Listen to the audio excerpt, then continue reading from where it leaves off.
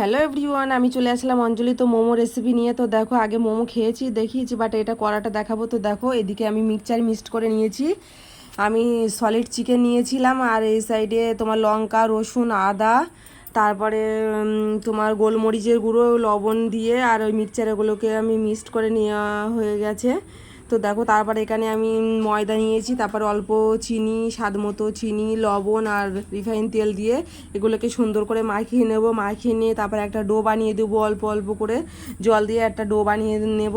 তো দেখো, স্কিপ না করে ভিডিওটা পুরোপুরি দেখবে। কেমন লাগলো কমেন্টে জানাতে ভুলো না, লাইক কমেন্ট শেয়ার করে দেবে। তো চলো দেখতে থাকো।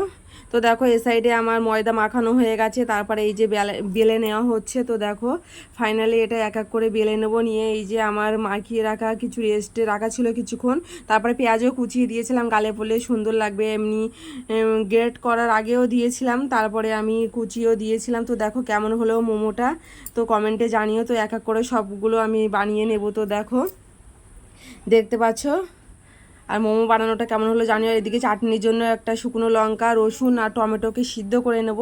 নিয়ে এটাকে মিক্সচারে মিক্সড করে নেব, এটা চাটনির জন্য। তো চলো দেখতে থাকো। তো এই সাইডে আমি বেলা চলছে। তো দেখো এক এক করে। তো আমার মেয়ে একটু হেল্প করছিল, আমি ক্যামেরা ধরছিলাম, মাঝে মাঝে মেয়ে করছিল, মেয়ে ধরছিল, আমি করছিলাম, আমরা মিলেমিশেই কাজটা করি। তো চলো দেখো, এ সাইডে আমার সিদ্ধ হয়ে গেছে, যে চাটনিটা বানাবো ওই কারণে ওইটা আমার সিদ্ধ হয়ে গেছে। তো এই দেখো, আমি খোলাটা ছাড়িয়ে সুন্দর করে নিয়েছি। নিয়ে এটা আমি মিক্সচারে দেখো বেটে নিয়েছি। আর তারপরে একটু লেবু রস দেবো, যাতে টক টক লাগে, খেতে সুন্দর লাগবে। তো দেখো, চাটনিটা আমার ফাইনালি রেডি হয়ে গেছে, দেখতে পাচ্ছ। দেখেই জিভে জল চলে আসছে। আর এই সাইডে আমি বেরাস করে নিচ্ছি, একটু তেল বেরাস করে নিচ্ছি। ডেকচিতে ছিদ্র একটা ডেকচি নিয়েছি, আর এখানে জল দিয়েছি, জলটা ফুটে গেছে। তারপর ডেকচিটা বসিয়ে দিলাম, দিয়ে একটু আবারও তেল বেরাস করে নিলাম। নিয়ে আমি মোমোগুলো এক এক করে সবগুলো সাজিয়ে নিচ্ছি। তো দেখো, মোমোগুলো সবগুলো সুন্দর করে আমি সাজিয়ে নেব স্টিম দেওয়ার জন্য। এটা স্টিম মোমো করব আমি, ফ্রাই মোমো করব না। ফ্রাই করলে এটাকে ফ্রাই করে নিলে তেলে তো ফ্রাই মোমো হয়ে যায়, বাট আমি স্টিম মোমো বানাচ্ছি। তোমাদের কেমন লাগে একটু জানিও। তো দেখো, পুরো ভাব উঠে গেছে, দেখতে পাচ্ছ, ধোঁয়াটা ছেড়েছে। জাস্ট খেতেও ওয়াও হয়েছিল, না খেলে বুঝতে পারবে না। খুবই টেস্টি হয়েছিল, খেতে খুবই সুন্দর হয়েছিল।